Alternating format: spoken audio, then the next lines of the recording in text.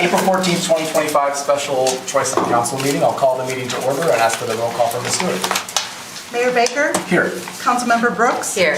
Councilmember Chamberlain Krianga? Here. Councilmember Chanda? Here. Mayor Pro Tem Gunn? Here. Councilmember Hamilton? Here. Councilmember Hoderick? Here. All present this evening. First on the agenda is public comment. Is anybody here for public comment this evening? All right, seeing none, we'll move on to business stated in the special meeting notice. We have one item this evening. D1 is the presentation of the proposed fiscal year 2025-26 budget. It is available for review on the city's website at troymi.gov/budget. And I will turn it over to City Manager Nastasi to get things started. All right, thank you, Mayor. Thank you, Council.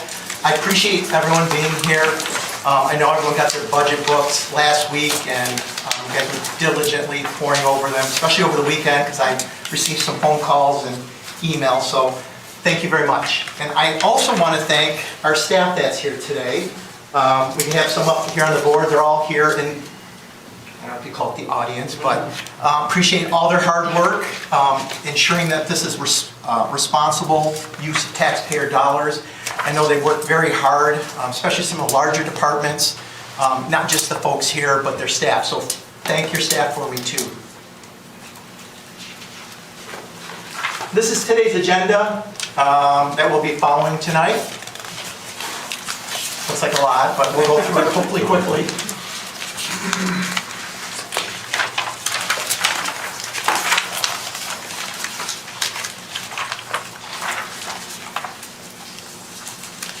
So, basically, budget priorities. As outlined in the manager's message, this budget focuses on three key priorities: preserving public safety, investing in infrastructure, and delivering quality of life.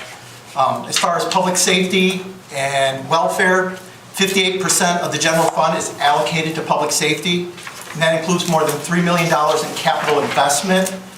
And we just recently started a project for the PD for the roof. I believe it's $1.8 million, much needed. That was previous, just didn't come up. It's just one of those things as we were going through prioritizing, and then it started leaking. So of course, we're right on top of that. Infrastructure, we budgeted $11.8 million for major and local roads for our streets. This is very important because streets are a core asset, and this investment helps keep it strong. And delivering quality of life, we're proud to support our first year for the, will be coming up, I believe, in July for the Jeannie Stein Park with the pavilion and ice rink. We also added staffing and resources to expand our recreation. We'll be doing the pickleball at Firefighters Park. The cricket pitch will be opening soon, and numerous community events that we have lined up. So there's a lot of great stuff coming. So revenues, all funds. Citywide revenues are projected to increase 4.5%. Total tax revenue also increased 4.5%, primarily due to taxable value income. Taxes make up approximately 38% of our total revenue, and they're stable and growing with property value. Grants, including state shared revenue, increased 3.8%, and grants account for 15% of our total revenue. And then charges for service coming in second at 34%, and driven largely by water, sewer, and recreation. So here's a chart showing that. If you look at the chart, you see the taxes, charges for service, and grants. And just out of those top three, bring in almost 90% of what's available on the chart. So it's healthy and diverse revenue base, which is exactly what we're aiming for.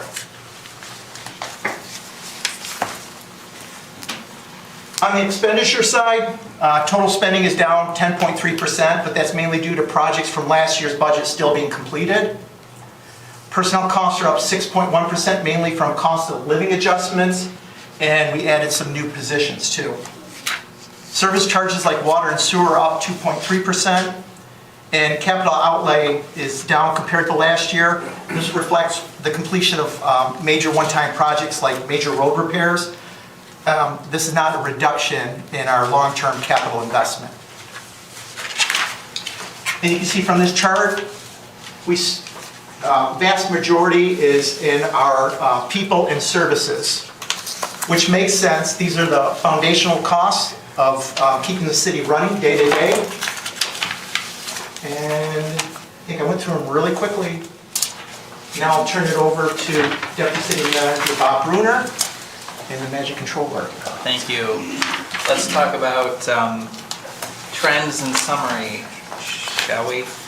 Everybody's favorite topic, taxes. These slides you've seen every year, we update them, but basically the same. You can see how these are the city's specific tax rates, the operating rate at 6.5 mils, the capital rate, which has been declining, refuse, which is pretty steady, and then you can see there where the previous debt millage from those bonds approved in 1999 were paid off in the fiscal year that ended in 2021, and then voters approved the new library millage in November of 2020, and so you can see the increase in the library millage in the fiscal year ending 2022. These dates get confusing because we collect the tax in the year that the fiscal year started, not the year that it ended. These are taxes that were levied and collected in the July in the year previous. This is the city portion at the bottom, and then everything else that residential taxpayers pay in the city of Troy. The schools are the biggest portion in orange. The other portion is the next largest. It includes county operations, countywide services, everything from the zoo and the Arts Authority to the Intermediate School District and Oakland Community College. So this is the average taxable value of a home in Troy over the last 10 years, and this is adjusted for inflation. You see pretty steady growth, and then you take your tax rate and your taxable value, you put them together and you get your average Troy city taxes. So you can see how operating has, like the millage rate has stayed the same, but the tax itself has grown because taxable value has grown, and capital has been growing less quickly because that millage rate's going down. Adjust them for inflation, and you can see it's a little flatter than not adjusted for inflation. And this is the actual amount of the tax adjusted for inflation. So these dollars here are I think March 2005 dollars, because those are the most recent dollars available. Don't know yet what the purchasing power of a dollar will be in July this year. But again, you can see the trends, how things have changed, how the increase in the library millage was basically offset by the expiration of the debt millage. So overall, during this last 10 years, operating taxes increased 16.2%, capital has gone down nearly 14%, refuse is up 18.4%, libraries up 77.4%, again because that millage rate went from 0.7 of a mil that was rolled back. Voters approved 1.1 mil in November 2020, and that got rolled back before you even got to levy it in 2021. But that's the reason that the library tax is the most significant increase, and then obviously that went away. So overall, 9.4% increase in the average residential tax bill, city tax bill during that time. So now we switch to the total tax bill, schools, city, all that other stuff, adjusted for inflation, and again, more or less flat. But you can see here, schools increased 12.4%. All the other stuff increased 16%. The city only increased 9.4%. So overall total residential tax bill increases by 12.6% in that 10-year period. So I want you to get two things out of this section of the budget tonight. The first one is right here. When this is an average from the last 10 years. And so when folks write their check to the city of Troy, we get the honor and the privilege of collecting all those taxes for all those other jurisdictions. And so over the course of the last 10 years, we've kept 27.8% of every dollar sent to the treasurer's office, and we pass on 72.2%. We have reinstated the dollar bill visual aid in the budget. It's on page 19. But I wanted to do something even more stark and even more different, and just show you cities and everything that's not the city. And again, that's average of the last 10 years. Current year is going to be real close to exactly 27%. So this is something that I know council hears a lot about. People are concerned about taxes and how much they pay, and that's certainly a fair thing to be concerned about. But I think often people overlook the fact that most of that money's just coming through and going to other taxing jurisdictions. And if you look at other communities around Oakland County, this is actually pretty low, but that's a presentation for another day. I want to stop and read a snippet of an email we all received before we get into this next part, because this is another thing that we hear a lot about, and I thought this was a good opportunity to deal with it head on. So I'm not going to name the resident, but this is part of an email that a resident sent to City Council. And the resident says, "I understand that Troy has many needs. Neighbors have asked me why there is a need for a bond. They think with all the new subdivisions going up in Troy, there should be more money available to pay for necessary improvements, repairs, and a new library. I suggested they contact you." In anticipation of being, and we've been contacted about this issue before, but I made some very special charts to help try to explain this in a way that we haven't done before. And we're fortunate in Oakland County. I have taxable value data all the way back to 1980. Can't do this in Wayne County or Macomb County. So this is taxable value. The percent change between 1980 and 1990. You can see Novi is in the orange there. Oakland County as a whole is the light blue. So in the 80s, Oakland County taxable value grew 125%, and Troy grew 161%. The 70s and the 80s were the two biggest decades of growth in Troy. Unfortunately, I don't have the taxable value data from the 70s, so you have to settle for 40 years instead of 50 years. Then fast forward to the 90s, Oakland County as a whole is growing 72%. Troy grows 49%. Not bad, better than Southfield. Not as good as Rochester Hills and other, frankly, newer communities, younger communities. Then we get into the 2000s, and bear in mind this includes the early part of the Great Recession and some losses here. So taxable value countywide net increases 24%. Troy's a little less than half that at 11%.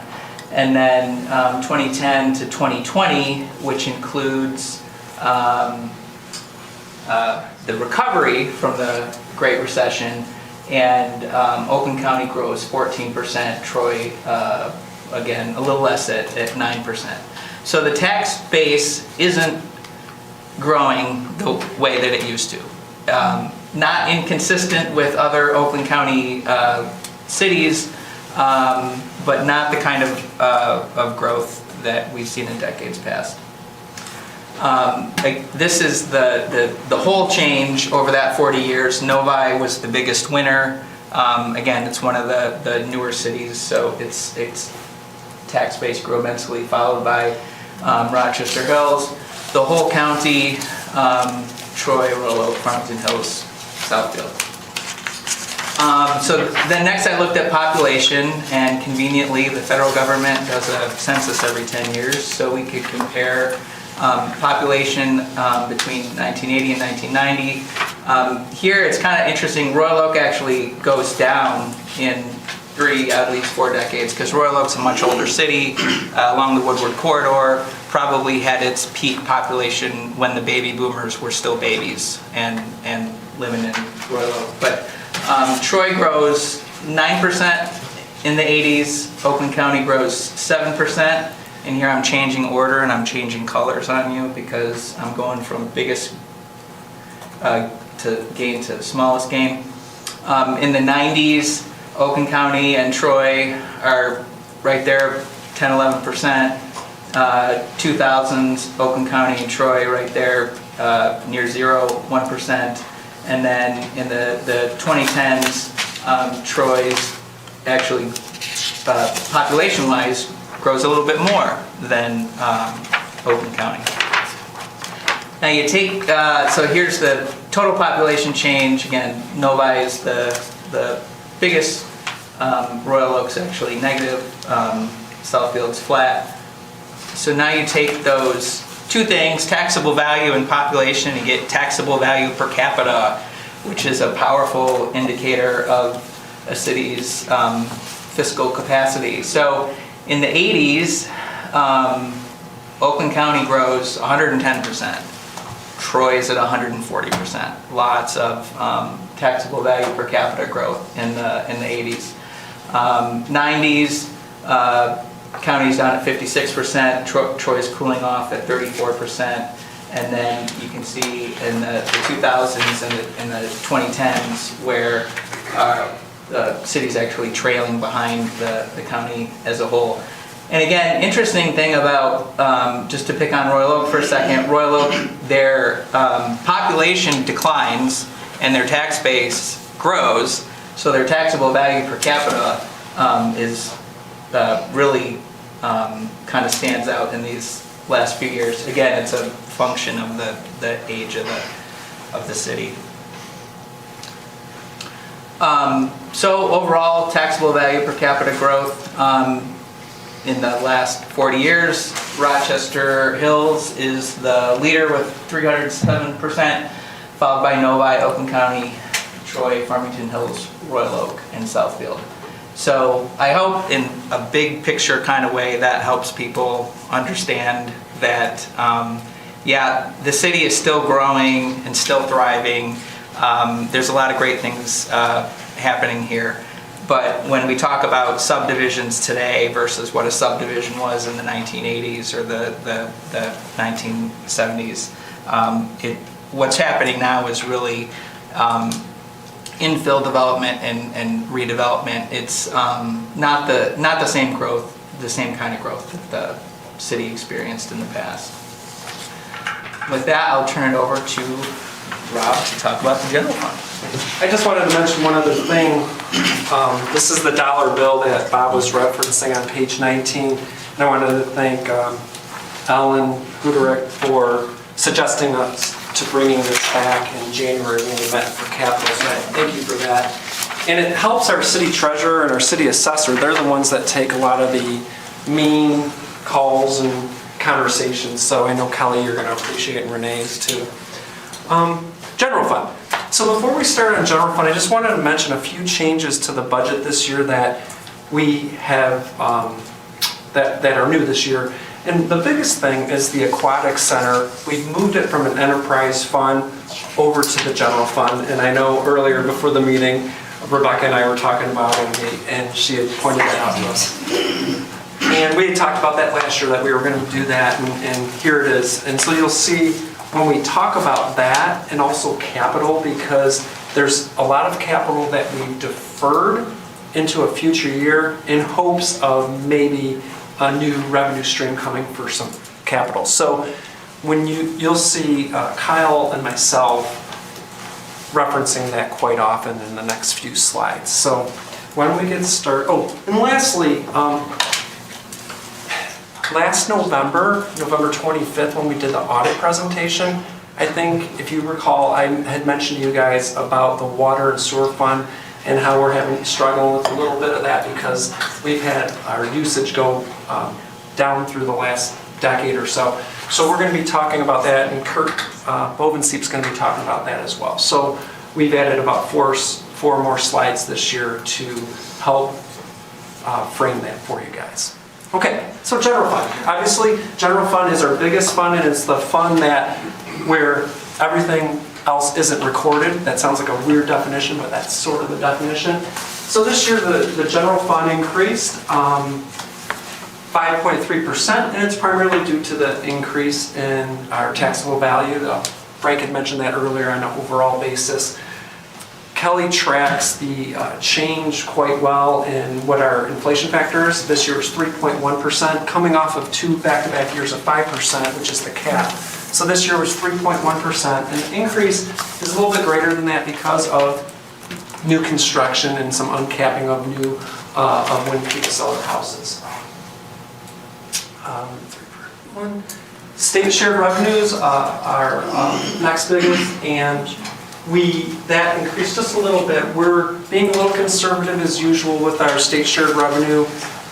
We don't see with net stimulus coming from the federal government, we see that we might slow down a little bit. So we don't think we're going to have as much increase in state shared revenue as we had in the past couple of years.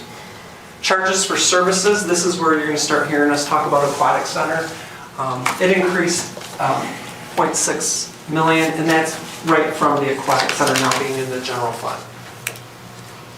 So this is just graphical for you to see. Again, the majority of our revenue comes from taxes, same as prior years. State shared revenues next, and then charges for services is after that. So breaking it down further to total expenditures, we're a service industry. The majority of our costs are due to personnel. And each year we keep having the same conversation with you guys, and Jeanette Menig, our HR director, can tell you our healthcare costs continue to go up approximately 7%. I think we put 7 in the budget this year. And in my career, every time we do an actuary report, they always say, oh, the trend of healthcare costs is going to come down. And Dr. Brooks, you know that that's not exactly true just yet. So we keep hoping that it falls a little bit, but we have not seen that in our actual data.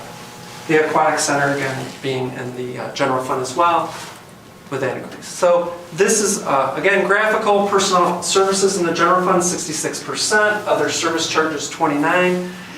Supplies a small amount. And operating transfers out is, we don't have any capital, again, coming out of the general fund. This is a different cut of the expenditures, and this shows you, again, public safety. We're at rounding to 59% for public safety, which shows you where our community, what we strive and what we think is important in this community.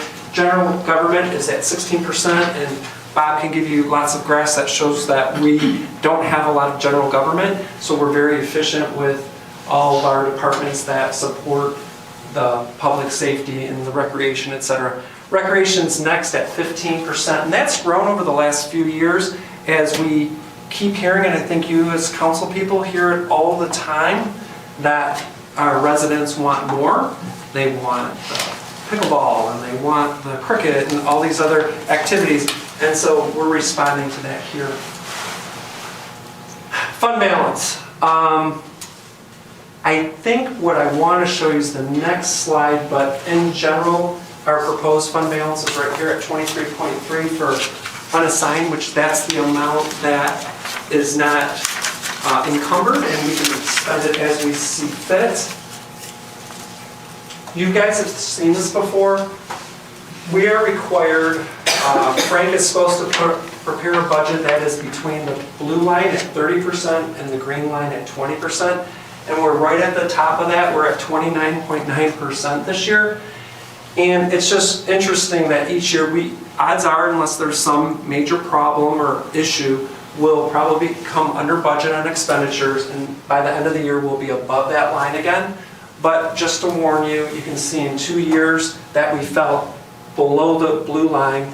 That was COVID, the beginning of COVID, when we had to shut down our recreation services and lost $1 million or so there. And then this was the VFIP, when we had to pay out the VFIP plan. And so that's why you want to have a conservative amount of fund balance for anything that may come up. So if we break it down by departments or category, public safety increased 7.4%. And you can see that basically this is just normal increases on our labor contracts. We also have additional building inspection costs, and also EMS costs are up 50% in this current budget as well. General government, 5.7%, and there's nothing interesting there other than normal personnel expenditures. Recreation and culture, up 13.6%. I had mentioned this earlier to you guys, but you can see some of it's due to the TFAC being in the general fund now, and also for any other additional expenditures that we put through our parks for, again, the ice rink and these new things that are coming online like pickleball and also cricket. Community development, our expenditures increased 5.3%, which is about the same. Fun fact, the two guys that run that department use their middle names as their main name, right? R. Brent and G. Scott. Public Works. Kurt's area up 3.7%, and this is just normal personnel cost increases and a couple cost saving items in there as well. And then lastly, transfers out.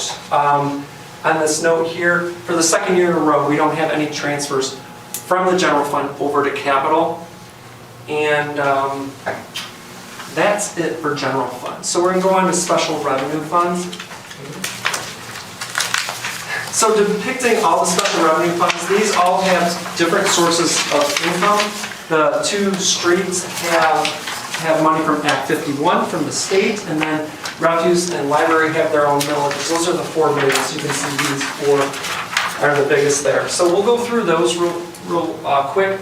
Major streets, with Scott's team being involved with that, we have, over the last few years, we've made a concerted effort to spend those balances down as much as possible and fix as many roads as possible. No need to have a big fund balance when you're trying to fix roads that our PACER rating continues to fall, so we need to throw as much money to that.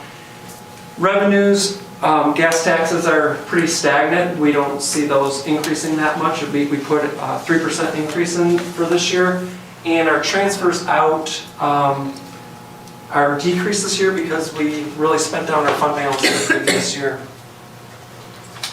Library, Emily's team, they're up 6.5%. Again, primarily due to taxable value increases and some grants. I know council's asked some questions about grants, and I'm sure we can touch upon that when we go around the table. Expenditures, we've decreased them by 11.1%, and that's primarily due to we have no capital in this budget for 2026 for the library. Special revenue funds are up 4.7%. Primarily due again to the taxable value increase, and expenditures are up for just normal contractual service increases. And lastly, local roads. With Mike and his team, our revenues are flat. We were a little too aggressive in last year's budget, so they're not cutting our revenues, just we had a bad budget in there last year. And then our expenditures and transfers out decreased again. And again, that's due to we worked our fund balance down as low as we possibly can. I think that's it for me. And I'm going to pass it on to Kyle, who's going to talk about debt and capital.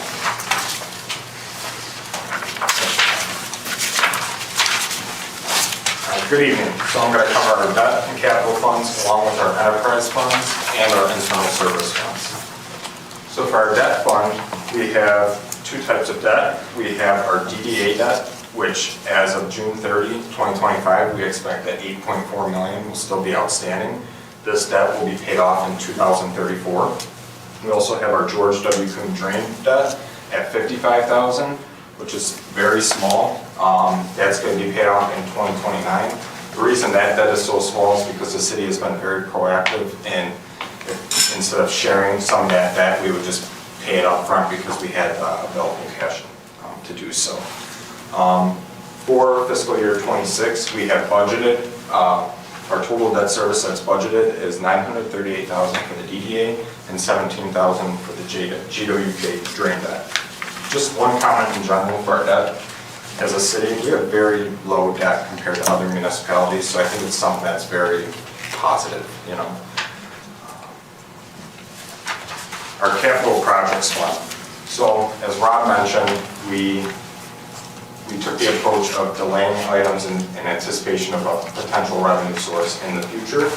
So we have many needs. So we want to maintain our core facilities and infrastructure, and we want to keep existing facilities and services operating effectively while considering other alternatives. For our current funding, we did see we have revenues increasing at 11.5%, up to $13 million, and this is primarily due to federal funding. But one thing with the federal funding is it fluctuates a lot, as a lot of these grants span multiple years, so the timing of the revenues can be very inconsistent. And then we have the other major source of funding is our transfers in. So this decreased about 50% to $4 million this year, and this decrease is primarily due to the library and streets. So as Rob mentioned as well, we have $0 budgeted for the library in anticipation of a millage. And then one other key thing here is that our books and digital content of about $700,000 has now been pushed out of capital, and it's now in the operating expenditures of the library. So here, this slide shows the breakout of our capital project fund revenues. You can see the majority is made up of tax revenues at $7.8 million. We also have $3.9 million for grants, which is primarily our Rochester Road grant and our TAP grants. And then we also have $4 million in transfers in, which is $3 million from our major street fund and $1 million from local streets. And those saw a decrease as well in the current year. Here, this slide shows the breakout of our capital expenditures by category. So we have at $11.8 million for streets, $3.6 million for public works, and $3.5 million for building ops, which I'll cover in more detail now. So on the street side of that $11.8 million, about $3.5 million is for Rochester Road. We also have local road maintenance of $3.5 million, and then industrial road work of $2 million in there. For our public works, we have drains of about $1.8 million, sidewalks of $1 million, and our streets garage roof of $800,000.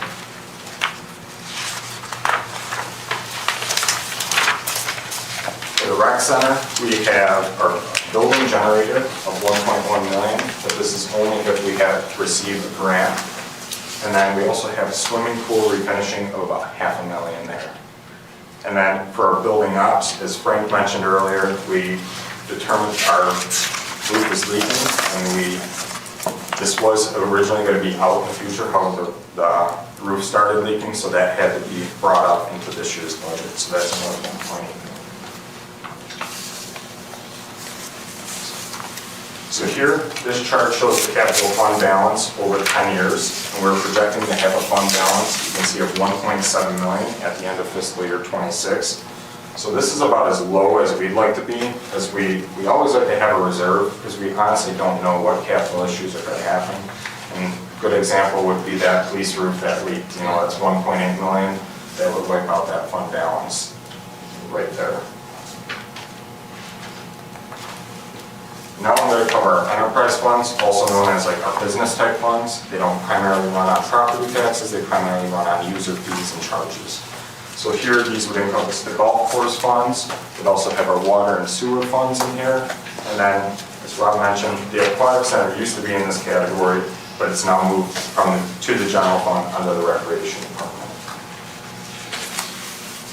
So at Sanctuary Lake, we have revenues increasing about 8.9%, but we did see expenditures decrease 2.6%, and this is primarily due to less capital in the current year.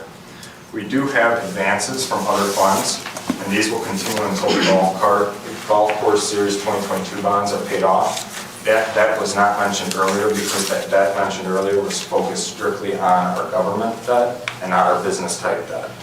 But with that debt that's going to be paid off, we have significant advances. So the general fund has advanced Sanctuary Lake $7.7 million. And Sylvan Glen Golf Course has advanced Sanctuary Lake $3.3 million. So a total of $11 million that we expect Sanctuary to start paying back in 2028 after those bonds are paid off. Sylvan Glen, pretty straightforward. We saw a revenue increase of 2.2%, and then expenditures decreased 13%, and this again is primarily due to less capital. For the sewer fund, we saw revenues increase 1.2%. This is primarily a rate increase to support the higher cost and lower consumption, which we'll go into in a little bit more detail. Our expenditures, though, for the sewer fund did increase by 10.9%. We have a lot more capital this year, so a couple of those big projects would be Rochester Road at $2 million. So this goes along with our current grant project, so we want to do, the road, sewer, and water all together. And then we also have Big Beaver line at $2 million in there as well. And then on the water fund, we have revenues increased 5.4%. Again, this is increased due to the Great Lakes Water Authority increase, and we have lower usage, so we have to increase the rate. On the expenditures, we saw a decrease of 16.3%, and really this is less capital than the previous year.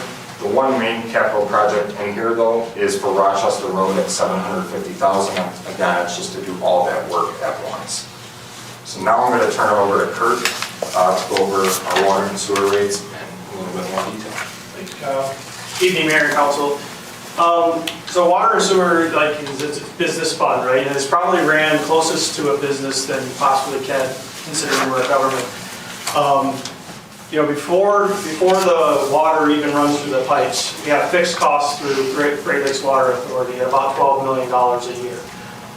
Typically, we like to only pass on rate increases that are passed on to us from Great Lakes Water Authority, but a couple of reasons why we've had to increase our rates greater than that, just over 5% from Great Lakes Water Authority. One is, I know we use the term fund balance a lot, but in this business unit, it's really working capital. So we have to have enough money in the bank to pay our bills. We get billed from Great Lakes Water Authority monthly. We bill quarterly, so we're always collecting what we pay in arrears. So we have to make sure we have enough money, enough working capital to pay those bills timely. So here are our rates. Again, we are looking at about a 9% increase between water and sewer combined, which is greater than what Great Lakes Water Authority is passing on to us. I know early on, Great Lakes Water Authority was up there, but at their public hearing, at the last minute, they reduced rates, so they're, again, just over 5% for water. So what's that mean to the average user? We use 2.3 MCFs, and we go back and forth. That's actually 23 units as billable. So on average, and that's around about a family of four, a typical family of four is going to use 2.3 MCFs per quarter. And you can see how that has gone up over the last years, but on average with the proposed rates for 2026, you're looking at about $217 for the average bill. So we like to compare ourselves, and luckily, even though with a little bit more rate increase than we're used to this year, we still remain some of the lowest rates in our region. And you'll see the caveat there. We'll talk about the plus fees in a minute. Other communities have fees in their water bill that's just not based on consumption. Because here in the city of Troy, even though we're billed at a 60% fixed cost from Great Lakes, 40% is the commodity charge. We collect our revenue strictly through commodity. So what we're trying to do is we're always trying to predict how much water we're going to sell in the future, determine how much revenue we're actually going to receive, and offset those fixed income commodity charges. And you can see our consumption over the last several years have gone down drastically. That big dip in 2009, 2010, the city of Troy at one time was our biggest water and sewer customer. We used to irrigate every fire station. We used to irrigate almost every median, flowers in the median type thing. So when the recession hit, we stopped all that. So one of the biggest dips, the reason that big dip there in 2010 was because we stopped using as much water. Water conservatory has been a thing for several years, and we see that, your low flow toilets, your low volume shower heads, all that. But really what impacts water usage in the city of Troy is irrigation. If we have a wet summer and we don't sell water, and we don't predict that wet summer, our fund really goes down. And that's what's happening is over the last several years, we've had wet summers, we haven't sold as much water. Normally, we would predict at least 450 MCFs to sell. We're predicting at the end of this year to just sell over 400 MCFs, which is the lowest amount of water we've ever sold as far as back that I can go. So just some discussions as we go into this year, as CFO Malzak alluded to during the audit presentation, is we need to do a little bit of work here next year. And some things to consider as we look forward is, one is, Great Lakes does charge us a fixed fee.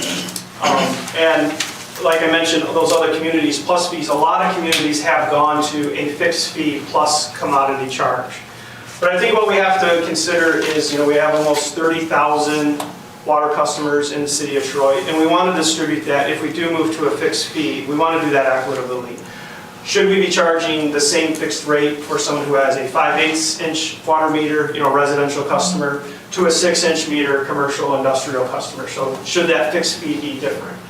And then there's another option if we did not want to go to a fixed rate plus commodity, is we can start looking at issuing bonds for our water projects. One thing that we had to do this year that is pretty unique that we haven't had to do in years past is we had to pick and choose water improvement projects in the capital. So we did have to delay some projects that we were hoping to accomplish. But in order to keep that rate below a double-digit number, we had to push some of those capital projects out in the past. So if we want to look at ways to spreading those capital costs out in the water fund so we can stabilize the rate increases from year to year, another option is debt. Historically, Troy has never issued debt for water or sewer. We've always had cash on hand to pay those bills. I will pass it back to Pat. So lastly, I'm going to cover our internal service funds. So these are funds used by the city to account for business services provided by one department to other departments on a cost reimbursement basis. So the first one I'm going to cover is our building operations. So this is to account for the in-house building maintenance and repairs. So overall revenues increased 4% and our expenditures increased 5.7%. Really pretty consistent with this year's past. The next one is our IT fund, which accounts for the city's IT costs. So this could be equipment and other capital, in-house IT support, and contractual services. So here we saw our revenues increase 4% and our expenditures remain flat at $2.7 million. And lastly, we have our fleet fund, which is used to account for our vehicle and fuel costs throughout the city. And here the revenues remain the same at $5.9 million, and the expenditures also remain the same from the prior year at $4.9 million. That's about all I got. So now I'll turn it back over to Frank. Next slide. This is the question and answer portion, everyone's favorite. So we'll have the presenters here be able to answer, but also have all the departments represented here. So if you guys want to drill down any further, feel free. We're all here to help. And with that, I'll turn it over to the mayor to kick it off. Thank you, Frank. I appreciate the efficiency in the slides, and I appreciate having the printout at the table as well. That'll help a lot. I'm assuming this will be on the website for anybody to see, right? I think what would work best is if we ask questions now, and then we can go around the table at the end for any comments. We'll make some kind of general comments, but let's start with questions. Several were asked over the weekend, and before I know, we've got the yellow sheet here that answers a lot of those questions. And certainly, Frank, of course, don't try to come up with an answer. If you're stuck, if you guys get stumped on one of our questions, please just let us know and bring it back to us, right? Yes. Sorry, Councilman Hamilton. Thank you, Mayor. Thanks, City Manager and everyone else for this incredible presentation. We really appreciate it. A lot of detail here and in the budget itself.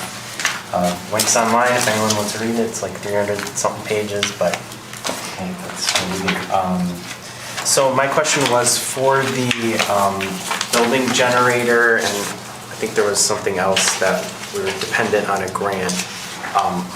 What are our prospects for getting those grants to do that? What was the other thing too? Lane drain. Lane drain, yeah. How are we feeling like the chances are we'll get those I'm gonna grants? pass that to Kyle. Kyle's aware of both of those. With the building generator, we're trying to go for a fiscal year 2025 community project funding grant. We heard at the end of last week that that is going to be pushed to the 2026. So if we're going to get that, that would at least be a year delay there. That's federal or state? That would be a federal grant. And then on the lane drain, that was through FEMA. We also found out last week that they're pretty much axing that program. So that's pretty much not going to happen, that lane drain. But it was near the end of last week where we found this data out. Thank you. I hate to follow up, and I feel stupid, but can you remind me what the lane drain project is? Which one is that one? Yeah, so it was the extension from Big Beaver on Livernois up to the lane drain as a relief to help prevent some of the flooding that we're seeing downstream of that point. That really important one. Great, thanks. That's all I got for now. Few questions here. First of all, on the water, when you described possibly going below 400 and just a little bit above 400, but we still pay the same rate to Great Lakes. We don't give them a estimated usage, right? It's just $60 flat, is what you said? So it's divided into two. So 60% of our water rates from Great Lakes are fixed costs. So they can maintain all their infrastructure. When they moved away from Detroit Water and Sewer into the Great Lakes Water Authority, that's something that they thought was important that they have. In order to keep up the infrastructure, they knew they needed X amount of dollars. So in addition to that, we have our commodity charge that we purchase water from the Great Lakes, we sell it, and then we collect back. That can constitute about 40% of that transaction between the city of Troy and Great Lakes.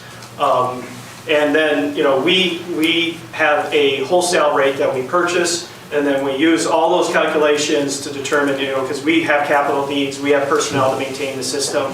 We use all that to calculate the rates on a cost basis to determine what cash flow we need, and then we establish the rates based on that. So that's the concern of it dropping down and whatnot. Correct, yes. So because we don't have a fixed cost, we're basing all of our revenue on the sale of water.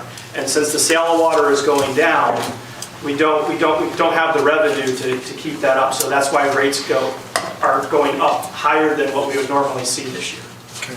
And if I may, one other comment. For when they took it over from Detroit, Great Lakes Water Authority, for 10 years they were capped at a 4% increase. And so that ended this year. So you're not going to see water from the Great Lakes Water Authority go down anytime soon.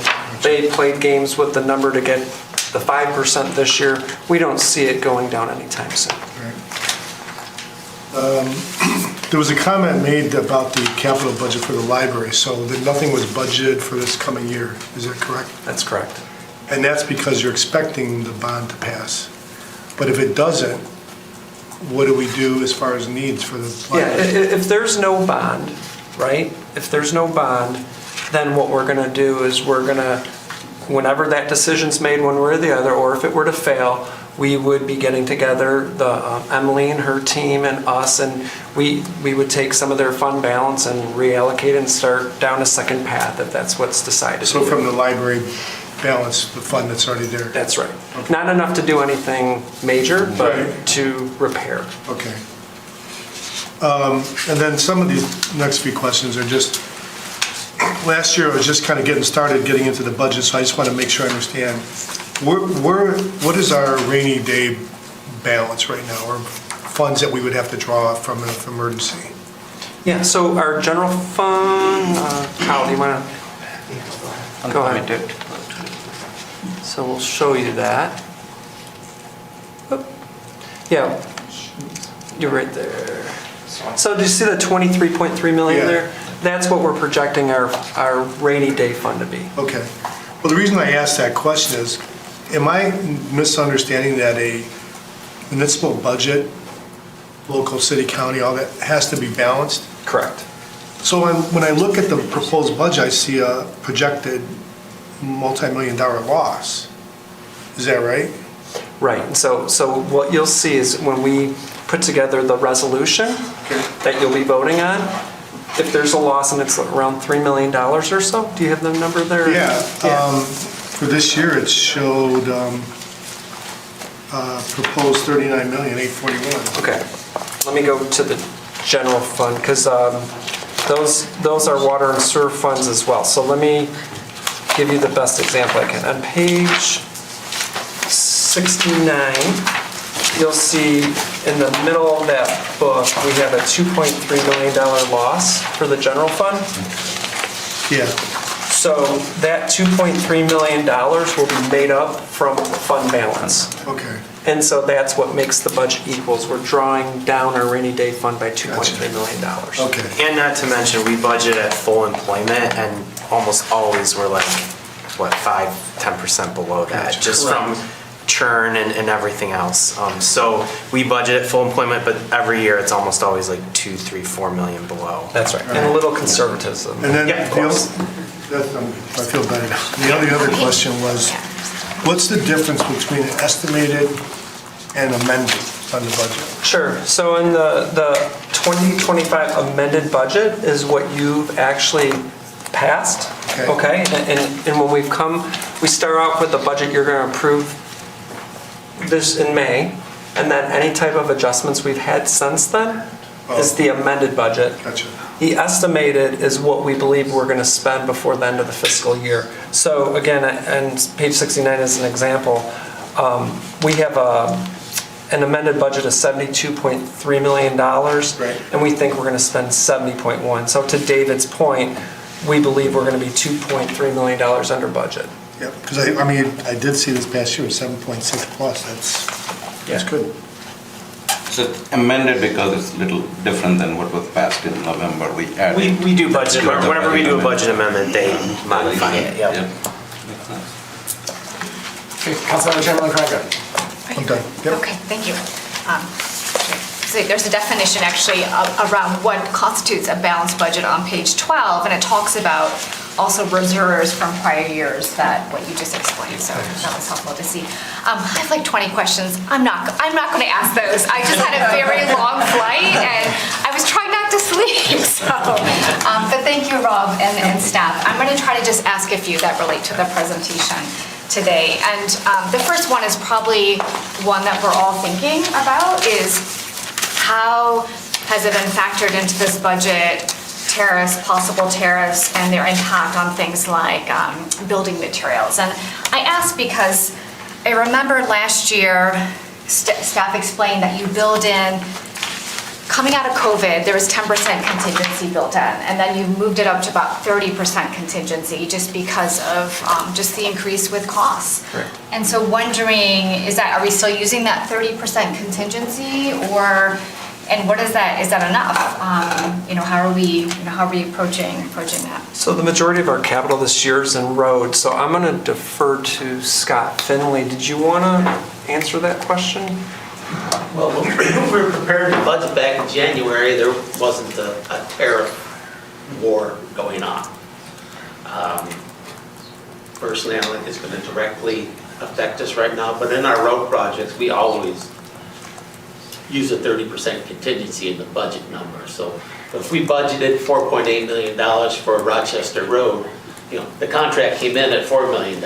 There's still almost $1 million to pay for the testing, anything that we come across unexpectedly.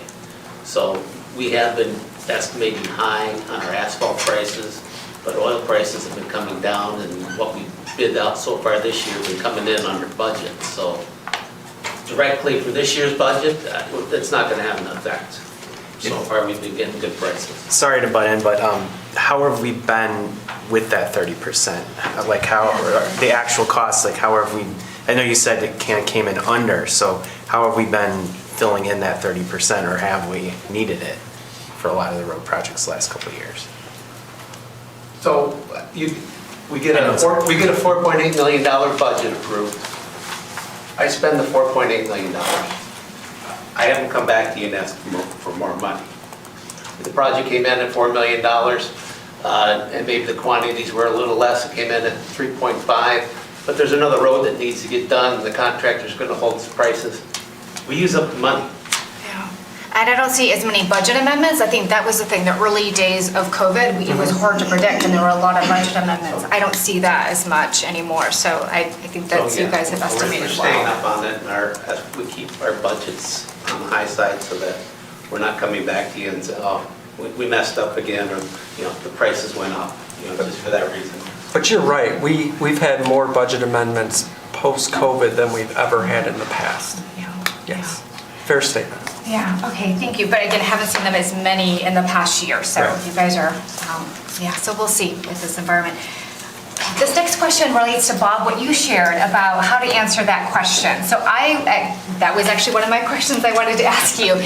And a number I found in the budget as I read it, I'm not sure, I'd love to just share if this tracks with what you're sharing. So it talked about how if you look at just tax revenue increases, I presume that accounts for both uncapping as well as the 3.1% increase, was up 4.5% from the previous year, and that totals, the number it said 7.7 million. So in my mind I thought, well, that's the answer. Like with 7.7 million, that's not enough to build a new library or just even remodel a new library, to buy a new $1 million fire truck, to build a road, which is like 3 to 4 million. So I was like, oh, that's the answer. It's the increase of taxes is equivalent to year on this past year is 7.7 million. You can't do enough to meet our capital needs with 7.7 million. So is that accurate?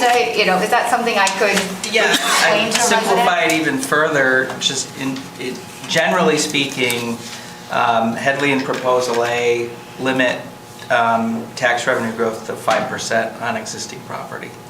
Yeah, or whichever's lower, the 2.1, yeah. It's never been 5% until it was 2 years ago. But there's no law preventing healthcare from increasing 7% a year, or 8, or so. Just our normal cost of doing business is going up faster than our existing tax base grows. And then when you look at the additions, I mean, again, and it's great to see redevelopment and it's great to see things happening around the city, but in a city of 34 square miles, where we're not putting up half-mile square subdivisions anymore, it's a much smaller drop in a much larger bucket, and we're not alone in that regard. That's helpful, because I'm thinking, how can I explain that? Because I won't be able to have your graphs, and I think people would probably, it might not, what's an easy way to explain it? So if it was easy, then we'd all get it, and the problems would be solved. So this next question relates to, again, I'm going to try to keep it brief, but also to new development. So, and this might kind of speak to Brent a little bit, to the Kmart redevelopment. And it made me think, have we put into the budget, or how does a big new kind of redevelopment like that impact things like roads and city infrastructure, stormwater, sewer, all of that? So is the budget, and I know it's still very in early phases, hasn't even come to us, but in this 3-year budget, because this is a 1 year, but it's a 3-year budget, have we taken into account the impact of such a big development like that? And I know part of that development is Michigan Medicine has bought, and they don't pay taxes. So also wondering, do we have estimates even in terms of what would be the taxable value and tax revenue gain from that? But I guess for the budget is what's the impact on our city, city infrastructure? I can answer that a little bit on the infrastructure. The Big Beaver relief sewer that we put in a couple of years ago. Okay, that was from a study 10 years ago planning for this type of expansion and further expansion. So, water and sewer, those have already been addressed long ago to handle this development. Okay.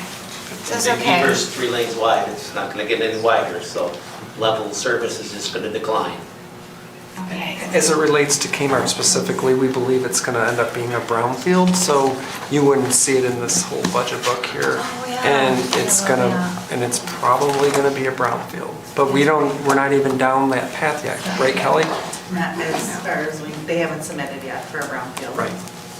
Once they do though, we'll have an estimate of future taxable value for future budgets, once the site plan and the brownfield is submitted. What's the total taxable value of the city right now, or this year, Kelly? $6.9 billion, so we're knocking on $7 billion door. Brent, what's that Kmart development going to be worth? Oh, boy. It's going to be, I can tell you what it's going to be when it's built out, but the value, it's going to be a drop in the bucket compared to $7 billion. Right, yeah. So, and that's the challenge we have. Very high profile projects, great things happening in the community. Very large drops in an even larger bucket. Plus the tax exemption of Michigan. Oh, yeah, just How setting all the significant is details. that? It's like, Because I thought it was a small piece of the 11 property. acres of it now, isn't it? Yeah, the goalposts keep moving, shifting a little bit, but it was originally going to be 7 acres, now it's all the way up to 12, a little bit higher than 12 acres out of 40, which is, I mean, I'm not poo-pooing the impact of the U of M health facility in the city, it's awesome. But, you know, now we're talking about a significant portion of that 40 acres not generating any property tax. But it'll still be more than what it's generating now when it's all done. Remember, it was Yes, exactly. there was a 975,000 square foot functionally obsolete building on that site for a long time. It didn't do anything. We're honored to have Michigan Medicine coming here. Okay, last question, then I'll just submit the other ones online. Do we have, and I don't think I saw it in here, data on, this is economic development data, on occupancy rates? Because I know that impacts, of course, you know, taxable value and all of that. Like, have we seen an improvement from COVID? Is that, now that more folks are coming back to the office, is there an improvement, or is it still kind of steady? So we use 3 different real estate companies to gauge the vacancy rate. It's still running steady, about 18% right now for offices. The people that are coming back to work are finding the businesses, they don't need 20,000 square feet. They really only need 5,000 square feet, so they're moving elsewhere, leaving larger units unoccupied. Is it 18%? You said 18%. 18%. Can you remind me, what was it during COVID? It was almost to 30. 30, It was about okay. 28%. Okay, thank you. Yeah, okay. I will rest. I thought we let Rebecca just keep churning. Oh, can I say one thing? Like every There you go. I do want to say what I do put in a plug every single budget study session for. Wouldn't it be amazing if we could set up a maintenance fund for TFAC, that is the outdoor pool, at the Community Foundation for Southeast Michigan? Many historic municipalities do this, and I will still put on a plug that is actually is a strategic approach to just meeting maintenance needs sometimes with capital projects. So I mention that every year. Maybe someday we can do that.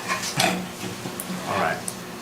Councilmember John Bailey. Yeah, I submitted a lot of my questions online or in writing, so it's in front of us. I might bring up 1 or 2 of them too, just so that everybody looks at it. But one question based on today's presentation, you know, it's kind of a follow-up on Council Member Chamberlain Krangel's.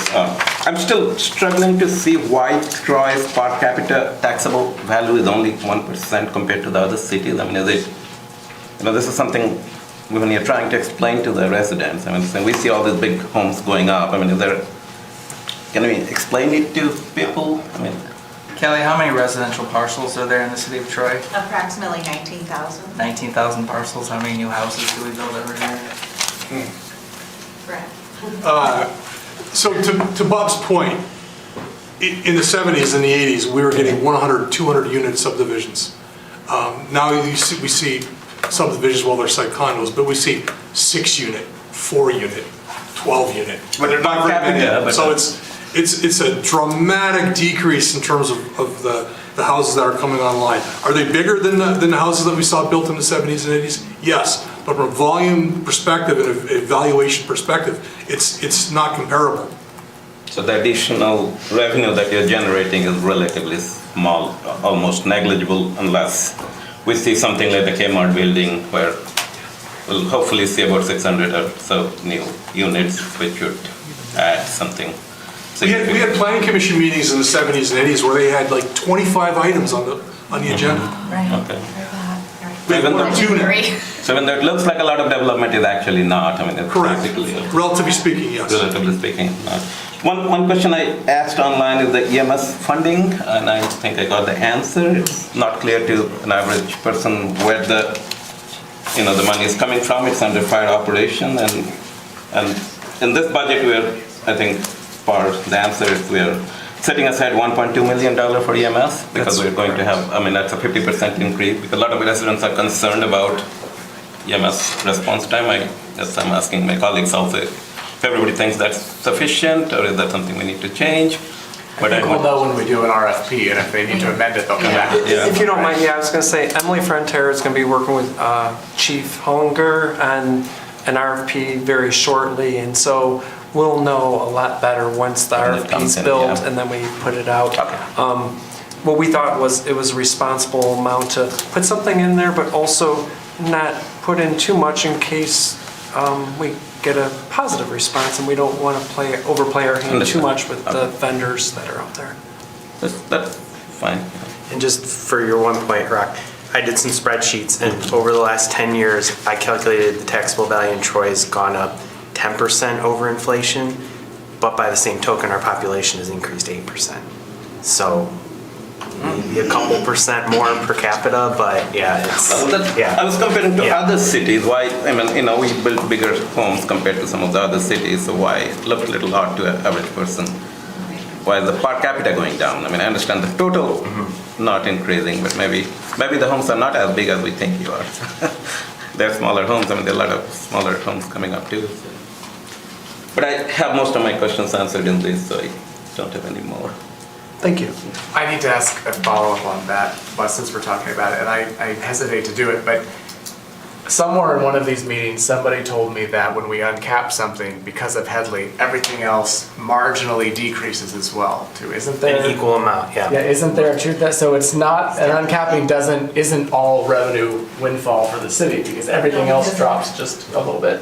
Ultimately, that uncapping that occurs reduces our millage rate by Headley. Right, so that's the answer I always give to people, which they don't understand either, but it's. So it's in relation to each other. Uncapping is not a windfall for the city. You gotta build something new, put something new on the tax base. It's good for residents, though. It lowers the tax rate, but it doesn't give the city more. It transfers the tax burden from old residents to new residents. And the gap between taxable and assessed value, I think, is about what it was before the Great Recession now. So, But worth repeating for everyone in the room. There is a perception, both with building on the, and again, we're a built-out city, like, what is it, 98%? It's starting to push against 100 for sure. So, in where we see building, we're all very tuned to it, sensitive to it, because it's on little postage stamp parcels throughout the city, some tucked into neighborhoods where the school district sold property to developers. So it really feels like there's a lot of building going on. And I guess the conversation here is put that into perspective from our growing years as a city. But the uncapping is also, perception's reality. People have a perception we're building, Kmart's going in, that should solve all our money woes. And we're hearing clearly no, and why that is. There's also the perception with the uncapping, if you sell your home, and people are selling, there is turnover, there are new families moving in, it's wonderful to see that also should be solving any capital needs gaps that we have. And can I repeat that again? When we uncap, what that does. So between the uncapping and the additions that we get from new construction, that ultimately gets reflected in a millage reduction fraction, which reduces our millage rate each year. Since I've been on council, our capital rate's gone down almost 25%. Because we keep operating. Yep, because we keep operating. Yep. No, right there. David's point. So we kept our this 6.5% the same, so all that Headley reduction that she was just talking about went against capital. Okay. So if you look back a decade ago, we were at 1.53, we're down to 1.14. Go to Yeah. 17. 17. Yeah, and that's, Yeah, there you go, yeah. yeah, that's where you can see, the capital rate is been moved back. Yep. And the operating millage has been the same, and so that 16% increase over those 10 years is due entirely to tax base growth being taxed at the same rate.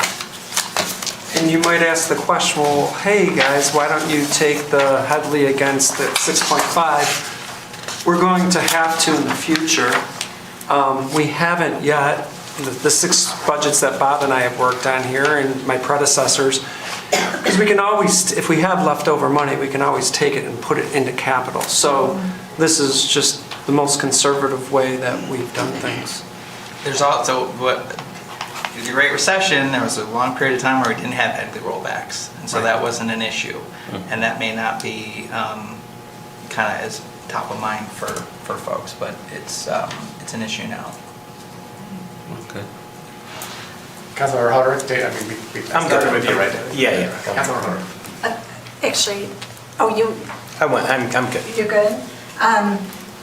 Just the point is when you see people having conversations on Nextdoor about this, and as a council member and a fellow resident, I'll sit there and think, I want to try to help folks understand, I want to talk about this. It's like trying to do trigonometry on social media with people, and it's complicated. So I hope folks that are watching, or those in the room, you'll join us in understanding the challenge that we're facing is real. There can be a perception, it just seems like, but we're dealing with some things here. There have been questions asked that council has regarding the library and some of the cuts from federal funding, how it affects MCOLs and whatnot. We have the answers in writing. I don't know if Emily wanted to take a moment to maybe talk about the fact, at least demonstrate that we're understanding that things could be at risk and changing. Oh, yeah, and it's still it's still really early to say what's going to happen. All I can say for sure is just what's being discussed and thrown around. The idea that if the executive order, what it could lead to is the elimination of Melcat down the road. This would be in September. No. So, well, I say that so much. a federally funded Melcat. There is talk about the state picking it up. And then kind of a domino effect from that is that would potentially come from our state aid. So when we talked about these state grants, so that's where they would pick that from. But again, it's really early to talk about this. I don't know what's going to happen with it. We're all in the library world kind of being hesitant to say too much just because we don't know. But that is some of the potential outcomes.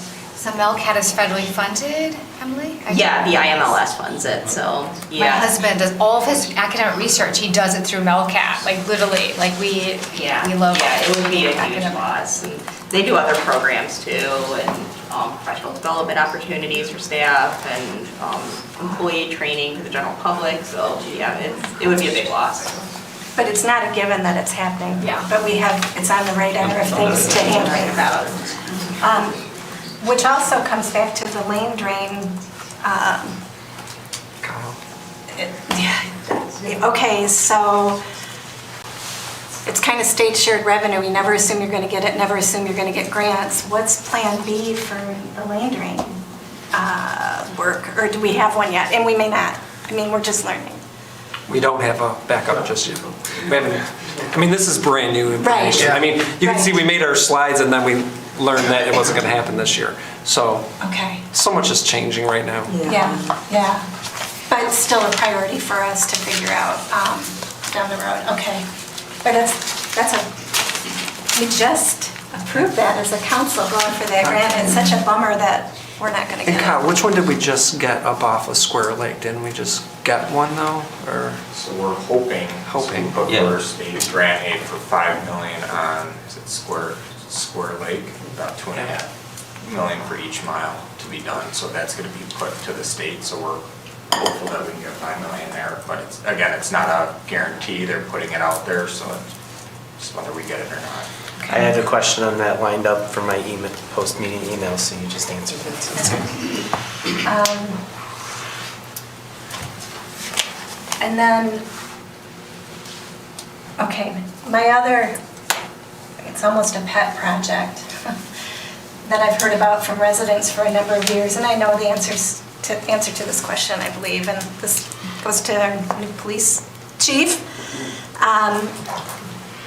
During the downturn, one of the many wonderful services that was cut here was animal control, which came out of the police department. Have you entertained the idea of bringing that back? Is the budget too constrained? Do you kick that around at all? Is it possible? It was not put into this budget. It's always on the table, and it's always something that, I mean, since I've been here for 25 years, and after we lost it, it's always been a consideration of how we best approach providing that service. It has never bubbled up to being a priority budget-wise. So it's not in this budget. Traffic unit was the priority that we did bring back, and Previously, yeah. yeah, I just know that is, that would be a dream. I think I'll take my pickleball courts and my traffic unit and be happy, but I do hear, I don't know if other council members do, and we've had enough turnover in residents now, newer people don't even know we ever had that service. But it's not just resident, our police officers, our DPW who deal with the calls for animals. To me, it's an employee capability as well. So I just say it out loud for my colleagues for maybe next year's You're budget educating me cycle. on it. So, I'm still laughing that you call it your pet project. I was wondering if anybody saw what I did there, so. You recall me educating me? When I just got elected, I had a dead possum in my backyard. Oh, that's I'm right. like, who do I call? You call Ellen. Pick up a shovel and a garbage. Well, and, there's truth to, there's just things that we need to take care of ourselves as residents, but that was a service that was really valuable to the people that people missed for a long time, so. It's probably a want and not in the needs, but I wanted to articulate it again here. Did it have anything to do with deer by chance? Because I do get lots of questions about deer from my neighbors. Did it? Well, Never hit, yeah, I mean, Okay. I guess, speaking of deer, there's a lot of, it's not budget related, I'll bring it up separately, but the whole culling thing is coming up again in other communities, so I don't know if that's something that anybody's asked, or any other council members have asked, but that's not related to budget stuff, so I'll hold that for now, sorry. Okay. Councilmember Brooks. Oh, thank you. So, I mean, a lot of my questions are surrounding, kind of the climate that's happening at the federal level. And I think, there have been questions here. Councilmember Chanda has asked some questions. I think it's still kind of waiting to see some things and how, our budget may be affected by some of these changes, cutting of different resources and funding and things like that. A question that I did have, and I would have asked this more in the employee retirement system meeting but we haven't met since February, is kind of, because on the one end we have the rising healthcare costs, but then we also have our money tied up into, a lot of, mutual funds and bonds and all that other stuff, and that stock market has obviously been affected. Do we anticipate we might have to be putting in a little bit more money from the general fund or anything like that into some of these? That's a great question. So for retiree healthcare specifically, Kyle and myself, we were just working on the actuary valuation. It's as of December 31st, 2024. It's done every 2 years. So once we get that back, which will be in another 2 months, it won't impact us because this most recent market correction, it won't impact us, and that's good for 2 years. So My gut tells me we've been putting $1.4 million of our own money into the general fund for that. And my guess is this next actuary valuation, it'll actually go lower. So we'll probably have another income impact in the next budget, in the 2027 budget. So that's good. And then on the pension side, we're so much overfunded that it should not impact us. Okay, good. Yeah, that, I kind of assumed that, but it's good to hear you say that. Yes. And I'm just now actually working on the March financial statements, and February to March was brutal. So, I mean, just to see them. I know. That's what I was kind of like, ooh. Yeah. So there's so many ways that things are being impacted that I think people don't even kind of know, realize it, Right. That's a good question, though. So that was kind of my question, yeah. I have a couple questions, and then we could just do some general comments if you're up for it. Most of my questions have been asked. One, kind of a side note, one of the projects in Firefighters Park where all the trees have been cut down and have been stacked up, isn't that EPA, a grant from the EPA? Has that been affected by anything that we're aware of? Oh, yes. Oh, yes. Yes. In one of the early on council memos, updates we did for that project, we bid that project out, and it came in higher than the engineer's estimate. So we went back to the EPA and asked for additional funds. And we went through a process in November, December, into January, and the answer is yes, you get your available funds. So, and we're just waiting for the award letter. And we ask probably every other week. I mean, everything is done. The contractor, fortunately, is adhering to the prices that they did last year. Just because it's just a lot of labor costs, there's not really any material costs associated to it. So we're still hopeful, but we're just waiting for that award letter from the EPA. And as soon as we do, we'll be coming to council with a recommended award to the contractor. Okay. Okay, thank you. Obviously, we discussed when we ultimately approve a budget in May, there'll be amendments throughout the year. That's become fairly standard, so don't get too tied up to that. But I guess we talked about the unassigned fund balance, and often I know the value of having the policy and the amount of money that's in there. It's for most of my time on council, it's been above our policy, it feels like. There's a couple of years it's dipped below. But I do often struggle with, 10 years later, explaining to people and to residents, one, why we keep so much, or why it's often so high over that policy to begin with. It used to be at 15% was the recommended policy. And I know our AAA bond rating is affected by all of this, but even here, we're still at the very top of that policy. And I know there are some, I'm just going to call it out and say, well, you have a lot of money in your savings account. Why are you looking to get more? Or why aren't you spending some of that first? And I think that's a legitimate question to ask. And I feel like we ask it a lot, but sometimes I don't know if the answer that's given back is as clear as it could be. Yeah, let me go and say, I know we have a meeting on Wednesday regarding capital, right? And we're talking about how much capital need do we have, right? And I don't know what number you want me to throw out. Let me just throw out 150 million, right? That'd be great, and we could use all of our fund balance, and we could do, a fraction of that, right? 10% or whatever, and we could spend it down. But remember, let's don't forget our history. We just had that issue with VFIP where we had to pay $10 million right out of there, right? And thank God we had that fund balance. We didn't have to take out any debt or anything like that. So my caution, and we can spend some of this down. I don't disagree with that. My caution with not knowing about the EMS project that we have coming up and what else is behind door number 2, I like to be conservative. That's just me. Now, as a politician, you might want to spend some of that, and I understand that, and if that's your choice, we can spend some of that.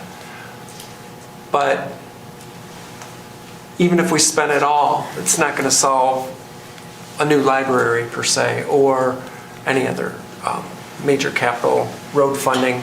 Scott keeps telling us that, he wants to double the amount of road funding because we haven't changed it in 10 years, Scott? Over 10 years. So we need to double our road funding and, we can't. I had one Go more. ahead. As Rob was talking about this earlier, Rob and I came to the city in 2019, right? Yeah. Yeah. And so already in not yet 6 years, we've been through a pandemic and a VFIP crisis where we've had to dip into fund balance twice. And sometimes around the office when we're talking about like bad things happening, I say, that's what fund balance is for. And it's a good question, but we kind of limit ourselves to 10 years here. And so we're getting further and further away from the Great Recession. But I'm in the process of writing the story of Troy Roads Rocks because the city really cut expenses aggressively during the Great Recession, had a big fund balance, and then spent a lot of that fund balance on roads. So if you look over a longer time horizon, you see how that kind of ticks up, and then the city spends it down. And you want it there when you need it, and if you don't need it, you responsibly spend it down on one-time costs, one-time revenues, one-time costs. Roads are not one-time revenues. And one last comment. Kyle mentioned this earlier. We left 1.7 million if everything gets spent. 1.7 million, and that's not on. That was on purpose. We did this on purpose because we agree with you. If you go back to 2021 and you say there's a $16 million fund balance, hey guys, why do you need X amount? We're draining it to show that there's a need out there. I don't know, but I would guess based on the timing, we probably planned to spend some of that money and couldn't spend it during the pandemic. That's right. Yeah, I just want to, before I forget, I'm not saying I think we should be spending it. I just want to be clear on that as a politician. Because I know the value of it, and I know I'm happy having it there, and I know how important it is. But I don't think a resident necessarily thinks that. And I'm not sure everybody, I don't know. It's just it's a weird, and I actually struggle with such a big variance in the policy. I'd rather be 25 to 30%, right? Because we're never down. I think one Miller budget proposed it dropped down close to 20%, but it changed really fast because of the way things went. And I can say just one more thing. Kurt and I, since I've been here, we've really worked hard to lower our fund balances in our roads. If you go back into your books and especially look at local roads, at the third year out in 2028, I think it's like $100,000 fund balance. We are spending everything we can on capital that we possibly can, and it's still not enough. Councilor Hurd.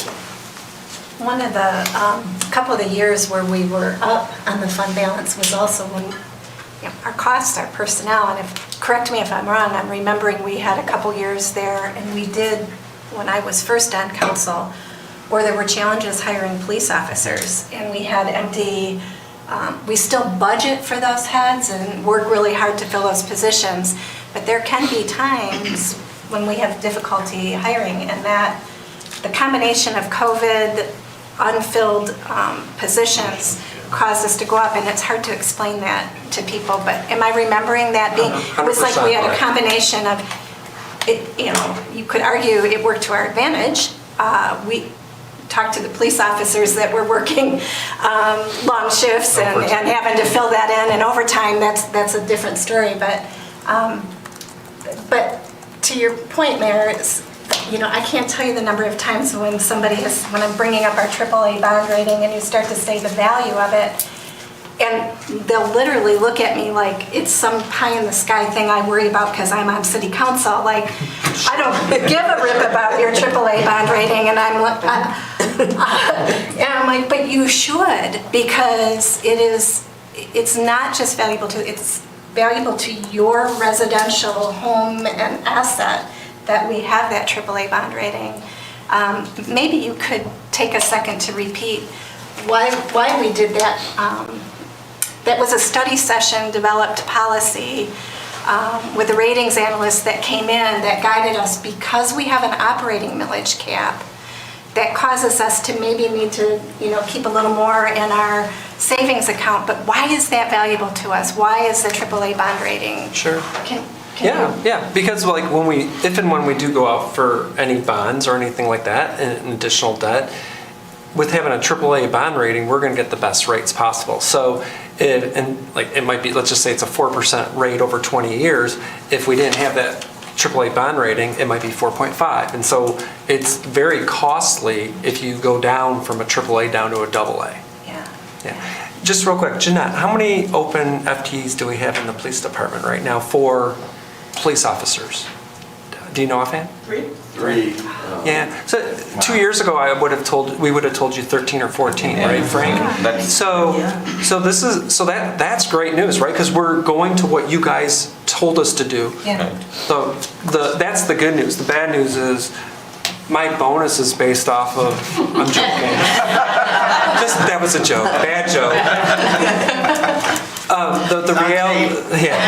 The reality is, in all seriousness, the reality is we're not going to have that bigger, buffer. Yeah.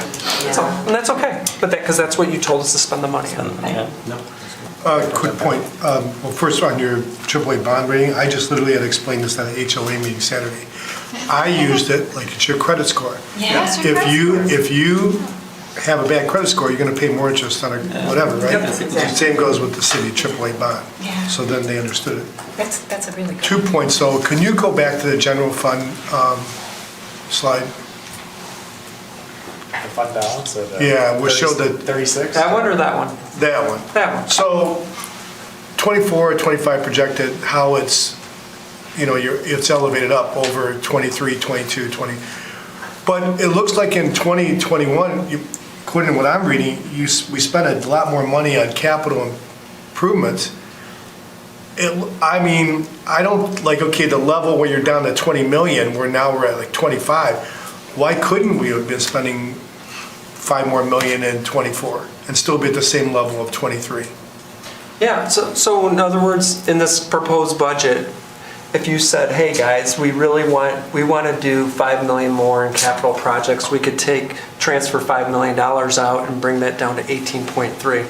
That's your prerogative. Yeah. I mean, to everybody's point, concerned about having the extra money, I get that, but were we concerned when we were at 20 million in 17, 18, 19, 20, 21, 22, 23? Are we concerned about it? The difference. I bring it up every Go year. back to the So other slide. that's really my concern. I don't know. It goes, The difference, we measure it as a percent of expenditures. So every year expenditures go up. And so the fund balance required to stay within policy goes up. So, and it's based on the idea of, if it cost $100 million to run the city for 12 months, we have X percent set aside in case something bad happens. So as costs continue to go up, the amount of fund balance is going to go up. So it's important to understand how these two slides work together, because the policy is measuring unassigned fund balance as a percentage of expenditures, and this is the raw data. So inflation is going to tell us that those numbers are going to get good. So the fund balance is a set percentage, right, that you feel comfortable with? If you go back to that one right there, you feel comfortable, see, it's almost 40% in 24 and 25. Why are we needing to go that high? We're not. We had such a great year in 2024. We didn't plan for that to happen. Yeah, this is how it ended, not what we budgeted, right? That's budget was negative. Yeah, 25, we don't know yet. It's a moving target, and so point's been made that we budget for full employment for every position to be filled 100% of the time. We're getting closer to that, but it's not going to happen. So we're budgeting conservatively. So, and again, I can show you this chart over a longer period of time, and you're going to see it kind of cash reserves get built up and then they get spent down, and that's normal. I think frankly what we what you want, rather than pinballing between the lines too tightly. But there are things we could do aside from changing the policy. We could change budgeting practices to be less conservative, so we wouldn't come in under budget as frequently or as much. But there's I'm not considering that, I'm suggesting that, I just think no, there's a little bit more to spend. It's tough, this shows the what happened picture, not what we thought was gonna happen. That's the hard part in looking at that chart. Like, I bet the chart, I'm sure the chart that showed at the beginning of each budget cycle, they're closer to policy. I think we've approved some budgets where they're over the policy because we just didn't have or some, for whatever reason, but. Well, it's been great too. The last couple of years, we've benefited from a high interest rate with our excess funds, right? So we've gotten $2 million a year in interest income recently. Well, you go back to COVID when interest rates were close to zero, we were getting almost nothing. Right. So there's been some found money just in our interest income the last couple of years. But I guess to your point, when you showed on the capital budget, you purposely showed it down on purpose when we actually do have additional funds we could spend. Different funds. This is general fund. I know, but I mean, Yeah, but we could spend it on capital. But even so, that drop between the 29.9% to the 20% to stay within policy is probably a couple $1 million, right? Or it's a third, so it's probably $7 million. Right, $7 million. Which is which is rebuilding 2 miles. Right. of road. Which is real money to spend. Yeah. If we wanted to, but it doesn't. That's it. touch That's us. too much. Not a whole lot. No, it doesn't build a new. And that's also the unassigned fund, right? I mean, this percentage is the unassigned fund balance, because the total fund balance looks large.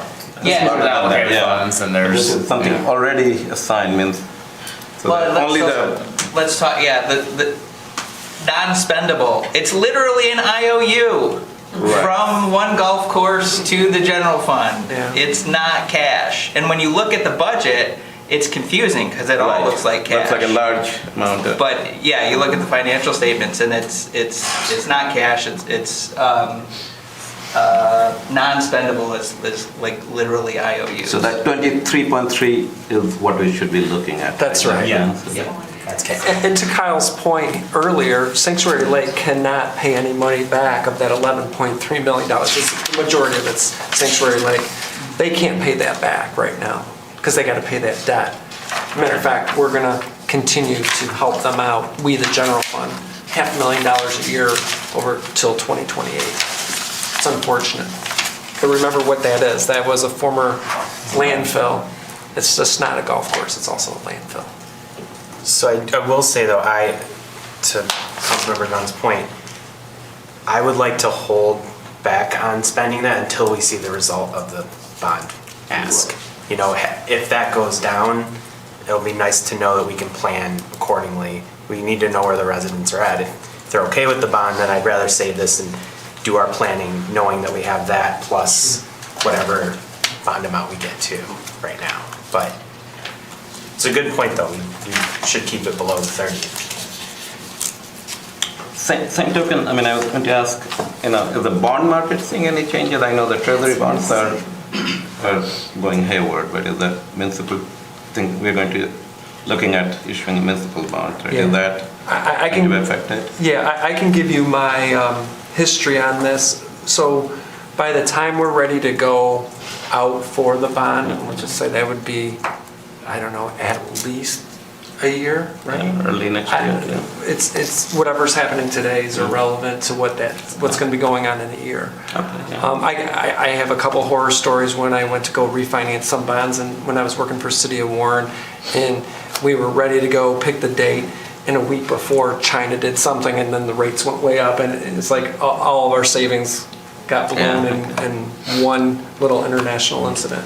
So It's hard to predict at this point. it's so hard. And so I hate to say it, a little lucky on when we decide to finally pull the trigger. And on the flip side, you successfully refinance bonds here in the city of Troy and save a ton of money when market. You can always do that. The DDA bond and also the golf course. We've done two since I've been here, very successfully. Yeah, David knows all about it. So then what we're in right now. Well, yeah, but my point is, it may be crazy for the next couple of years, but in 5 years, it Yeah, could we drop. can refine I mean, it. it's- Yeah. That plays a role. I mean, it's hard to say. And I know this might be for Wednesday, but if there's a certain dollar amount, if someone passed a bond millage like that, we wouldn't be doing the whole amount in day one. Yeah. So it'd probably be a couple different series. Right. Councilor Hubbard. You were talking about like X factors that come into play, like VFIP that happened to us, and we're talking EMS. COVID. We've also had fire apparatus that we thought were going to be marching along and then coming in. And reminder again, one fire engine, if we have to speed up an order, is how much these days? Cost-wise? Yeah. A regular engine is about 1.2 million, a ladder truck was closer to 1.8. And it's time frame too. Yeah, and it's a 3 to 5 year build time. Well, let's, we're here Wednesday night again, but we're more specifically focused on the bond, which I think is weighing on everybody's mind, or not what we're looking at or how we plan to do it, but obviously, I mean, I didn't hear anything tonight, Frank, that said this isn't in line with what we're thinking. Obviously, the priorities that you set out in the beginning are in line with our residents' priorities, which are our priorities as far as public safety and core infrastructure and quality of life. I think that's a given. I think obviously a meatier discussion will be Wednesday and continuing on, but opportunity for council members to share any thoughts, or if another question pops up, we'll just go around the table. Start with David, if you want. Sure, yeah, no, just to summarize, when you look at our budget, for a city of 87,000 people, the largest city in Oakland County, we have one of the lowest tax rates in Oakland County. For cities that have their own police department, we might be the lowest in the whole state. I haven't read every single state. I know if you look at every neighboring city that touches us, our tax rate is lower than all of them if you take into account trash costs. So we have run the city of Troy very lean for a long time. This budget continues that, but as you can see, our capital needs in our city aren't keeping up with the amount of revenue we have. And we'll have that discussion in 2 days about what we want to do, what our needs are, what our wants are. But the average taxpayer, the average household in Troy, the average residential household in Troy at our tax rate pays $137 a month, is what it is roughly. That gets you police protection, fire protection, parks, recreation, community center, roads, and more, planning, engineering. There's so much our city does, and I think for $137 a month, you get a lot in Troy. And so I'm grateful to all the people in this room that lead this city and do an incredible job, and this budget reflects what our priorities are. And question on that 137, what's the SCV in the home? 160, I think, is like the average. 160? 160K, yeah. And that's our average home in Troy? 160, yeah. Taxable value. Yep, taxable value, right, is 167K, so that's half the assessed when you buy it, and then, yeah, so 167. I actually ran numbers and did the actual meeting, and I think it's more like 130, 140, but that might be because it's top heavy, but anyway, I won't get into the math nerd stuff, but it's around there. Alan?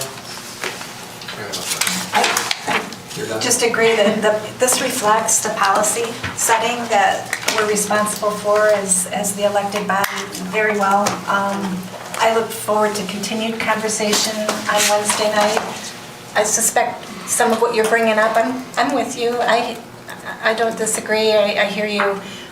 Can be part of that conversation Wednesday, right? In terms of capital needs. I just really thank everyone for the work. It's a year-long worth of work, and I know we all really appreciate all y'all for what you do. The conservative practice, we know it's consistently conservative that you're bringing. You know, I know, Rob, you bring previous municipal experience, you bring private sector experience, you bring a citizen perspective and a neighboring city, but nonetheless we're all neighbors, and I just appreciate, I appreciate that. I know that you're giving us a really good look-see from multiple perspectives for us. And Frank, thank you. Your first one. Well, I give 100% credit to all these wonderful people in this room, so. I also want to thank our city staff and administration for all of your hard work and helping to put together such a good budget year over year, and your dedication to the city. I really appreciate it. I think all of council appreciates it. And I really think the budget once again does reflect our values and our residents' values, and so I appreciate that. Obviously, there's a lot of things that we're keeping an eye on. There's a lot of moving parts, a lot of things that maybe we can't predict, and so I think that's why we just need to be prepared for anything that could happen. And obviously, once again, it does show that our projected expenditures, we will be at a deficit because of capital needs. So, as of right now, we don't have the revenue for all of the things that we need to pay for as a city. And we can't really rely on, the federal government or grants at this time. And so it's really important that we are able to meet our own needs. So I'm looking forward to our continued discussions on this. So. I'm done. I think you all know that, I've been struggling with this conversation around a bond just in this environment with so much, lack of predictability. But at the same time, for me, the two slides that really stuck out to me was the slide 17, and then I can't read that number, but the one that's it's on page 18 in the middle, that just shows what a dire state our capital is in. And part of that is I have no choice. We're not moving general fund, any fund balance into that, but that the dire state, I think for me, the challenge, and I just put that out as we go into Wednesday, is to communicate to residents. On the one hand, the city of Troy is in a great financial position. Because I don't want to concern people by saying we need a bond, because technically we can do what we want to do. It's not that we can't meet those needs. It's just we can't meet them at the elevated level that our residents are asking us to give. And so as I think about this, and I'm also reminded, just to point that out, to look at it before Wednesday, page 363 just reminds us that going into a municipal election, you have less than 20% of your registered voters, not residents, registered voters are going to vote typically in that election, as opposed to when it is a presidential, and of course, a really big one last year, you have 72% of people voting. So we're going to go into an election with less than 20% of our registered voters voting. And so I think that it speaks to we need to have clear communication, and that's why I'm trying to grab onto all these numbers, 7 million, that's what I can explain to residents, that 7 million is not enough to do with our growth and tax revenue to do all that we need to do, and that residents are asking us. So I know this is a time where we need to figure out how do we be self-reliant, and maybe this is our moment to figure that out. So again, thank you to staff, and thank you for answering all of our questions and questions to come. Sammy, I also wanted to add to that. Thanks city staff, city manager, and everyone. It's a really well-prepared budget. Last year was my first year. This year I really went through it line by line, literally read every page. It's very thorough, very well-prepared. It does reflect our city's values. We are prioritizing the 3 core areas: public safety, infrastructure, and quality of life. And we provide a lot of service, as Councilmember Hamilton mentioned, but we do need capital infusion, that is clear. It is healthy to maintain a strong fund balance, but even if we use every penny of that, it's not enough to do what we need. So that discussion is on Wednesday. We have a lot of material to explain to the residents, that $7 million and the per capita increase, because when we add more residential homes, we are also adding cost. It's that, we are hiring more police officer, we are spending on garbage removal and so on, right? It's not free, the revenue coming, the expenditure is also increasing. So it is a conversation we'll keep having, but for today, I'm really happy what we see. we'll, keep on making amendment as we do throughout the year, but this is perfect. I think this is exactly what we need for the city. I'm so happy. Thank you. I think, everybody, I'm always amazed you're all here, staff, and I feel like if we didn't ask you a question, I feel almost bad. Because you're here, but you're thank God don't. Right? So I have one for each of you. No, I'm kidding. But I know that this is I think the joke is we approve this budget usually in the first week of May, and then the second week of May you start on the next year's, essentially, right? I know it is a year-long process, and we've had some changes in city management this past year, so there's always learning curves to style and everything, and I appreciate the consistency of what this is, and I think that goes to having the two of you in your roles for the past 6 years. Also, our budget consistently wins awards. They used to all, I don't know if there's, some of them are still over there. I think we've won an award for our budget every year for, decades at this point, right? It's a consistent thing. And part of it is, although it's 300 and something pages of a lot of Excel spreadsheets, it lays everything out. And, there's questions that get asked, but it's the combinations of the narratives and the charts and the spreadsheets themselves does paint a full and clear enough picture compared to, I've looked at other municipal budgets, and around here they're pretty good, but they're not always as good. Rob, especially, right? And I just am very thankful for the work that goes into each department head, making their case on why this should be in this year's budget, or why, and understanding then when it gets pushed, the project gets pushed to the next couple of years down the line. I know that it's, if you were individually in charge of everything, the budgets would look a little bit differently, I think, because you all have really pressing needs that I know we'd love to address, but we have to do our best to spread things out over time and with the resources that we have, which admittedly, I think it's, to your point, I think I said at the last year's State of the City, it's, we look great from a financial standpoint in so many ways, because we are compared to other places, but that doesn't necessarily really show the full picture of what, I would say it's a little bit more than just what our residents are asking. There are some critical needs that aren't getting addressed, that we've been fortunate in some respect to be able to have underemployment to pay for some things over time, or grants from a pandemic and things like that have helped us. But that we can't count on that, and so we are at a time now where it is the responsible and prudent thing to do to really looking at how we can have an infusion of revenue here, and to do it in a way that recognizes a lot of different things, including what's going on in the world, what's going on in our city with our residents can feel and understand. And I say that not as somebody who's all-knowing, because you talked about trigonometry. It's trigonometry to all of us at any given time too. It's not that, we're not saying that we get it and nobody else does. It's not that. It's that it is a difficult thing at times to fully comprehend. But we have to look at what is the best thing for our community. That's what we're elected to do, is to represent our city and to do what's best for the city.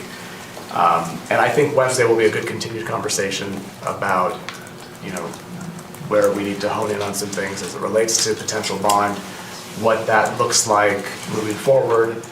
And also, I think things have probably changed a little bit since the last time we publicly met on some of these topics, and that's okay. That's the whole point.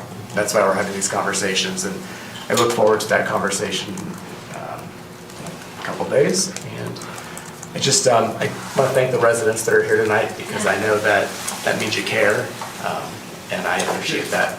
I know others are watching from home who care also and watch too, but when you show up and come in here, I'd rather be outside, I think, with a weather like this, but I appreciate you being here and the questions you'll continue to ask. And I think that's all I have. So I'm gonna, I don't know, Frank, did you have any closing words? None prepared, but I want to thank council and your time. Great questions, so thank you. And if you guys have more questions, do as you always do, just feed them to us. We'll get them, we'll push them out so everyone at the table gets to see them. We need to be all on the same page, especially with resident questions. So David, you get asked something, I'm sure Mark, you'll be asked the same thing within a few days. So I think that's great, and that communication. I also want to thank staff. Thank you. I know it was a lot of work. I know it's hot in here. So appreciate everyone being here. Make sure you hydrate afterward. And I know a lot of familiar faces there from Troy Talks.